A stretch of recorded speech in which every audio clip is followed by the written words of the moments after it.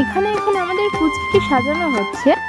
সাজানোর পর এখানে তো কেঁদেই ফেলেছে, আসলে এত মানুষের ভিড় আর প্রচণ্ড গরম থাকায় ওরও একটু কষ্ট হচ্ছিল। এখানে খাবারগুলো সব সুন্দর করে সাজানো হয়ে গেছে।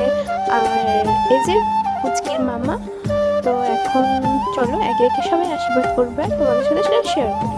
এখানে আমার দাদা মানে ওর বাবা ফার্স্টে আশীর্বাদ করে নিল, তারপর এখানে বৌদি করে নিল আশীর্বাদ, তারপর আমার জ্যাঠা, লাস্টে ওর মামা আশীর্বাদ করে নিয়েছিল। তো ফাইনালি আজকে ও ভাত খেয়ে নিল, আর তোমরাও কিন্তু ওকে একটু আশীর্বাদ করে দিও। তারপর আমরা এখানে খেতে বসে পড়ি। এখানে ছিল আমার মাসি, মেসো আর ভাই। আজকের ভিডিওটা এতটাই, ভালো লাগলে একটা লাইক করে দিও। বাই।